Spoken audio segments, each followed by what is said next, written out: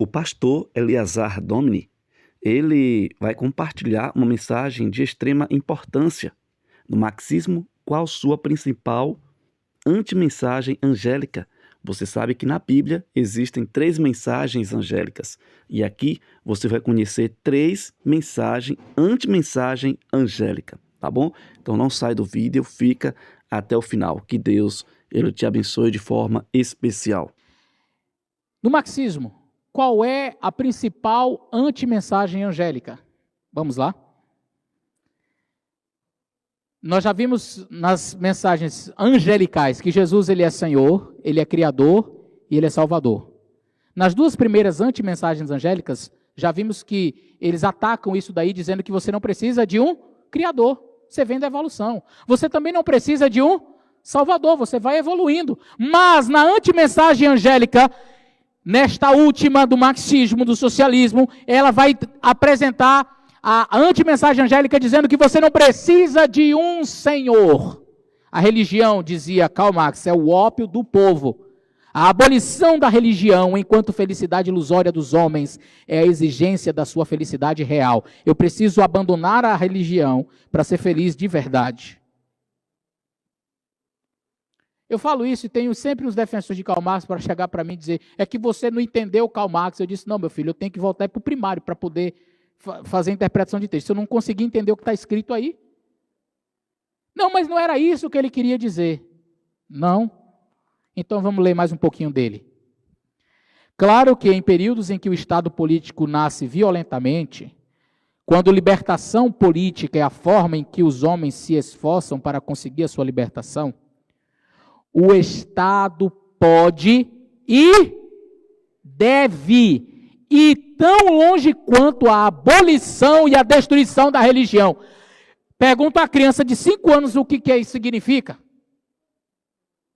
Porque quando eu falo que o indivíduo ele era contra a religião, que ele... Ah, não, você não entendeu o que ele quis dizer. Meu amigo, o que você precisa para entender isso aqui, que está tão simples? O Estado pode e deve ir tão longe quanto possível, não é? Para a abolição e a destruição da religião. Mas ele pode fazer isso só se ele decidir pela abolição da propriedade privada, ao máximo, a tributação progressiva, e assim ir tão longe como a abolição da vida, a guilhotina.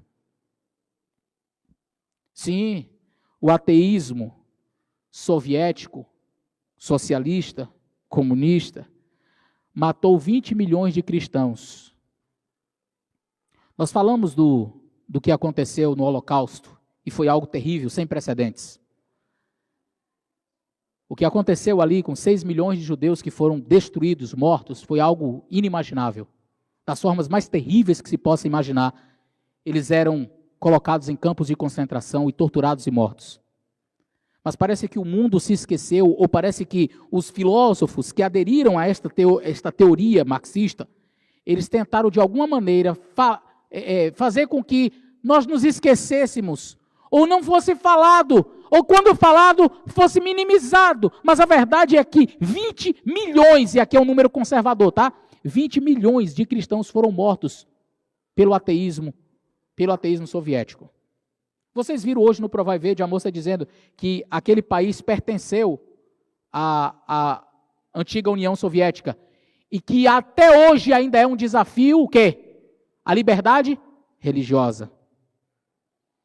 Mas ele dizia, nós não precisamos de um senhor. Você pode ser o seu senhor. Luta de classes.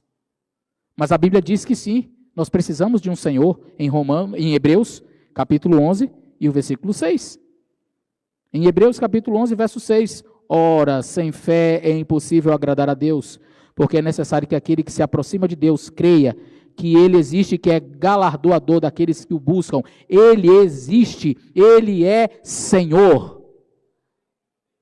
E aí você diz assim, mas pastor, e essas diferenças de classes que existem? Teve um que ainda disse para mim uma vez, quando eu fiz uma mensagem sobre essa mensagem, alguém chegou e me questionou da seguinte forma, pastor, seja honesto, o céu é mais parecido com socialismo, com marxismo ou com capitalismo? Eu disse, primeiro, eu não estou defendendo capitalismo, porque não existe nenhuma teoria humana que seja boa. Não existe uma forma de governo humano que seja boa. O capitalismo, pelo menos, te permite. Você nasceu, sei lá, na favela, em qualquer lugar, ou em qualquer país, e você, trabalhando, sendo honesto, você pode chegar a ser alguém lá na frente. O socialismo não te permite. E ele disse assim, mas lá no céu não seremos todos iguais? A questão é que lá no céu todos nós seremos nivelados, irmãos, em cima. No céu nós seremos nivelados por Jesus Cristo. No comunismo todos são nivelados lá embaixo. Tudo na pobreza. É só ir lá na Coreia do Norte, lá em Cuba e ver como que a coisa realmente funciona. E esses países, via de regra, perseguem cristãos. Eu estava lendo a lista dos países que mais perseguem cristãos. E no top 1, país que mais mata cristão, que mais persegue cristão, Coreia do Norte. E eu fiquei curioso para saber, é muito interessante que se você falar contra o governo, você é detido, você é preso. Existe uma punição. Mas, nas buscas que eu fiz, eu descobri que se você se declarar cristão, você é torturado e é tratado pior do que se você fosse apenas contra o governo. Porque o problema do marxismo não é em si o capitalismo. A religião te liberta. Jesus Cristo liberta você. E isso o marxismo não quer que aconteça. Agora, olha o que diz a serva do Senhor. Isso aqui é muito interessante. Eu queria que você prestasse atenção. Não é plano de Deus que a pobreza e a desgraça, a pobreza desapareça, do mundo. Uau! Uai, pastor, o que é isso? As classes sociais jamais deveriam ser igualadas. Pois a diversidade de condições que caracteriza a nossa raça é um dos meios pelos quais Deus tem pretendido provar e desenvolver o caráter. Muitos têm insistido com grande entusiasmo em que todos os homens devem ter parte igual nas bênçãos temporais de Deus. Não era este, porém, o propósito do Criador. Cristo afirmou que sempre teremos conosco os pobres. Os pobres, bem como os ricos, são comprados por seu sangue. E entre os seus professos seguidores, na maioria dos casos, os primeiros os servem com singeleza de propósito, os pobres, enquanto os últimos estão constantemente colocando as suas afeições nos tesouros terrenos, e Cristo é esquecido. Os cuidados desta vida e a ambição das riquezas eclipsam a glória do mundo eterno. Preste bem atenção, seria o que, irmãos? A maior desgraça que já sobreveio à humanidade se todos devessem ser colocados em posição de igualdade em possessões terrenas. Está aí esses países que eu mencionei para não deixar a serva do Senhor mentir. E sabe o que é impressionante? Que a maioria das pessoas que defendem essas teorias procuram algum país que não seja assim para ir. Os grandes filósofos, por exemplo, lá no Brasil, que gostam de falar e defender o marxismo, e defende. Quando surge algum tipo de situação que ele não gosta, aí ele vai embora do Brasil. Lá para a Coreia do Norte? Não.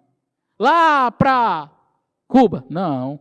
Lá para Venezuela? Não. Vem para onde? Para os Estados Unidos. Vai para onde? Para a Europa. Ah, tá. Seria a maior desgraça que já sobreviveu à humanidade se todos fossem igualados. Por quê? Porque existe uma coisinha chamada pecado. E na hora que o Estado é quem diz o que você come, o que você faz, a hora que sai, a hora que chega, acabou. Aí você tem todo mundo igualado, mas todo mundo igualado aqui embaixo.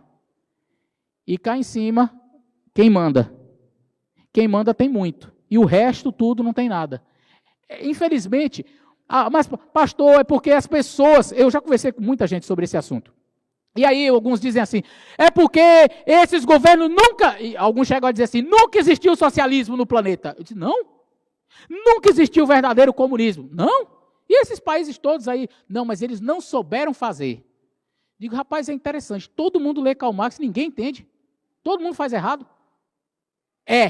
Todo mundo fez errado. Ninguém conseguiu até hoje.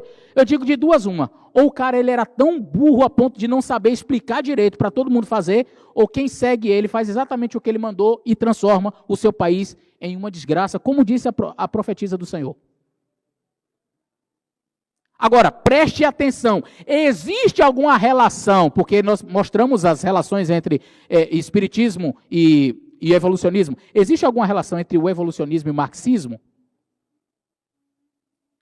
Eu disse que as três mensagens anti-angélicas conversam entre si, e olha o que Karl Marx, numa carta para Friedrich Engels, ele diz: nas últimas 4 semanas, li todas as coisas, entre outros, o livro de Darwin sobre a seleção natural. Embora seja desenvolvido no estilo inglês bruto, este é o livro que contém o quê? A base sobre a história natural para a nossa visão. Qual é a base da visão socialista, marxista? Qual é a base? O evolucionismo. Quem está dizendo não sou eu não, é Marx. Quer brigar, brigue com ele. Agora eu pergunto, um cristão pode ser marxista? Porque a base do marxismo é o quê? O evolucionismo. Não sou eu que estou dizendo. Ele disse. Olha o que ele disse mais. O trabalho de Darwin é o mais importante e se adequa ao meu propósito, pois fornece uma base na ciência natural para a luta de classe histórica. Não sou eu. A base dele não foi esse livro, irmãos. Ele não disse, deixa eu ir à Bíblia para ver como que a gente pode ser parecido um com o outro, igual. Não, o negócio dele foi buscar lá, no evolucionismo. A base do marxismo, ele está dizendo, é o evolucionismo. Mas existe alguma relação com o espiritismo? Vamos ver. Aqui nós temos obras póstumas de Allan Kardec. Deixa eu explicar para você o que é isso. Alguém já ouviu falar em psicografia? Tá, eu vou explicar. O indivíduo, ele morreu. E aí acredita-se, os espíritas acreditam na reencarnação, ou que os espíritos vêm e falam para alguém que é um médium. Às vezes dita e ele vai escrevendo. Ou às vezes toma conta da pessoa e ela escreve. Um livro. Este livro é chamado um livro psicografado, ou seja, foi um livro produzido a partir do espírito daquela pessoa que já morreu. Então este é um livro que é atribuído a Allan Kardec, mas ele já tinha morrido. Então, segundo este livro aí, é uma obra póstuma dele. Ele morreu, aí veio e falou com alguém que escreveu este livro. Você está entendendo o negócio? 1926, Allan Kardec já tinha morrido. Mas ele escreveu esse livro aqui. Eu não preciso dizer quem foi o espírito realmente que foi lá para escrever, né? Vocês já entenderam. Esse espírito foi contar de uma ocasião em que um espírito foi conversar com Allan Kardec. Veja, irmão, olha que teatro. O próprio espírito escrevendo cá, dizendo quando um determinado espírito foi conversar com Allan Kardec, quando ele era vivo. Também não preciso dizer quem é esse espírito que foi conversar com ele. Agora, eu quero que vocês prestem atenção nesse diálogo. Quando o bordão soar, abandoná-lo-eis. Apenas aliviareis o vosso semelhante. Individualmente o magnetizareis. Magnetizar, irmãos, aqui nessa linguagem é hipnotizar, tá? A fim de curá-lo. Depois, cada um no posto que lhe foi preparado, porque de tudo se fará mistério. Pois, preste atenção, pois que tudo será destruído, ao menos temporariamente, deixará de haver religião. Qual era a principal mensagem lá do Marx? Ele queria destruir a religião. E uma se fará necessária, mais verdadeira, grande, bela e digna do Criador. Seus primeiros alicerces já foram colocados. Quanto a ti, Rivail, preste atenção, o Espírito não chama de Allan Kardec, chama pelo nome. A tua missão é aí. Aí o texto continua dizendo assim, a ti, M, aí põe reticências. Foi apagado quem é esse M. E ninguém sabe quem é ele. Muitos estudiosos espíritas dizem que esse M é uma referência a Marx. Eu não vou bater o martelo porque há outros que dizem que não era. Mas só escuta e você tire as suas conclusões. A ti, M, a espada que não fere, porém mata. Contra tudo o que é, serás tu o primeiro a vir. Ele, Rivail, virá em segundo lugar. É o obreiro que reconstrói o que foi demolido. O senhor M... A continuação, o senhor M, que assistia àquela reunião, e aí eu vou abrir um parênteses, neste período, Allan Kardec, ele vivia na França, e teve um período, se você olhar na história, que Karl Marx também foi para a França. E eles frequentaram as reuniões juntos ali. Nesse período, o senhor M, não vou dizer quem é, que assistia àquela reunião, olha como ele era um moço de opiniões radicalíssimas, envolvido nos assuntos políticos, e obrigado a não se colocar muito em evidência, acreditando que se tratava de uma próxima subversão, apresentou-se a tomar parte nela e a combinar planos de reforma. Era, aliás, homem brando e inofensivo. Por conta dessas características é que muitos estudiosos espíritas mesmo olham esse M aqui, de que fala a obra póstuma de Allan Kardec, seria o próprio Marx. Mas, quando Allan Kardec faleceu, um indivíduo chamado Leon Denis assumiu o seu posto. Era a pessoa mais importante dentro do espiritismo depois de Allan Kardec. Foi o seu sucessor. E ele não deixa dúvidas. Olha o que o sucessor de Allan Kardec disse. Socialismo e espiritismo estão unidos por laços. Eu vou ler de novo. Socialismo e espiritismo estão unidos por laços. Tem como cristão ser isso aqui, irmãos? Não sou eu que estou dizendo. É Leon Denis, o sucessor de Allan Kardec, quem fala. Se você não concorda, não venha discutir comigo, vá discutir com ele. Visto que o primeiro, o socialismo, oferece ao segundo o que lhe falta a mais, isto é, o elemento de sabedoria, de justiça, de ponderação, as altas verdades e o nobre ideal, sem o qual, neste último, corre o risco de permanecer impotente ou de mergulhar na escuridão da anarquia. Em outras palavras, o socialismo é completado pelo espiritismo, o espiritismo é completado pelo socialismo. Os dois se completam. E aqui nós temos as 3 anti-mensagens angélicas. As 3 anti-mensagens angélicas. Negando que Jesus ele é Criador, negando que Jesus ele é Salvador e negando que Jesus é Senhor. Infelizmente, os nossos jovens, eles não se aprofundam nesses assuntos, eles não estudam muito esses temas. E eles são pegos de surpresa quando chegam na faculdade ou em ambientes que são fora destas paredes aqui. E se nós não estivermos preparados para darmos a razão de nossa fé, seremos iludidos por estas teorias. Deus levanta em 1844 uma igreja, um povo, com mensagens a serem dadas ao mundo. Deus comissionou você para pregar 3 mensagens angélicas. Mas a verdade é que nós nem sabemos quais são elas. Nós nem sabemos, por exemplo, que a terceira mensagem angélica tem 4 pontos essenciais. Nós não sabemos. Santuário celestial, o sábado, reforma de saúde, justificação pela fé. São os 4 pontos contidos na terceira mensagem angélica, mas a gente nem sabe disso. Nós não nos aprofundamos. Aí Satanás, no mesmo período, eu fiquei impressionado. E eu não acredito em coincidências. O inimigo conhece a Bíblia de trás para frente, de frente para trás. Ele é capaz de recitar a Bíblia de cor, como fez lá no deserto da tentação, tentando fazer com que Jesus caísse em pecado. Ele conhece a Bíblia melhor do que você e eu. E sabendo das profecias e o tempo em que as profecias se cumpririam, sabendo que haveria o surgimento de um povo para proclamar 3 mensagens especiais, exatamente no ano de 1844, ele levanta 3 anti-mensagens para serem proclamadas ao mundo. E eu quero dizer uma coisa para você, olhe para mim e olhe aí ao redor. Quem está proclamando mais? Quem está tendo maior sucesso, maior abrangência no mundo? As 3 mensagens angélicas ou as 3 mensagens anti-angélicas? O mundo conhece muito mais sobre as 3 mensagens angélicas que nós deveríamos proclamar, ou conhece muito mais de espiritismo, evolucionismo e marxismo? O que você acha? Isso tem que fazer a gente refletir. A gente precisa parar e pensar assim, peraí, se o mundo está muito mais envolvido com as 3 mensagens anti-angélicas, o que eu estou fazendo enquanto adventista do 7º dia? Qual é o meu papel profético? Se Deus levantou essa igreja para pregar uma mensagem, o que eu estou fazendo? Porque Satanás levantou as mensagens dele e elas têm sido proclamadas. E olha, muito bem proclamadas. E nós? Eu quero encerrar lendo algumas passagens.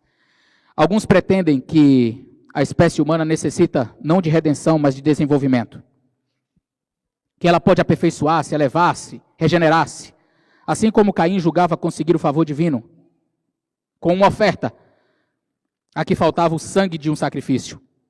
Assim esperam estes exaltar a humanidade à norma divina, independentemente da expiação. A história de Caim mostra qual deverá ser o resultado. Mostra o que o homem se torna separado de Cristo. A humanidade não tem poder para regenerar-se. Ela não tende a ir para cima. A humanidade tende a ir para onde, irmãos? Para baixo. Ela não tende a ir para cima, para aquilo que é divino, mas para baixo, para aquilo que é satânico. Por isso, querido irmão, nesta manhã, em nome de Jesus, eu digo a você, a nossa esperança está aqui. A nossa esperança está em Apocalipse capítulo 21, versos 1 a 5. E é aqui que nós encerramos. A nossa esperança não está na luta de classes. A nossa esperança não está na luta do proletariado. A nossa esperança não está na evolução. A nossa esperança não está na reencarnação. A nossa esperança está aqui. Eu vi um novo céu e uma nova terra, porque o primeiro céu e a primeira terra passaram e o mar já não existe. Eu, João, vi a cidade santa, a Nova Jerusalém, que descia de Deus, adereçada como esposa ataviada para o seu marido. Ouvi uma grande voz do céu que dizia: eis aqui o tabernáculo de Deus com os homens. Deus com eles habitará e será o seu povo, serão o seu povo, e o mesmo Deus estará com eles e será o seu Deus. E Deus limpará de seus olhos toda lágrima, e a morte não mais existirá. Não haverá pranto, nem clamor, nem dor, porque essas coisas são passadas. E aquele que está sentado no trono diz: escreve. Eu faço novas todas as coisas. E disse-me ainda: escreve, porque estas palavras são fiéis e verdadeiras.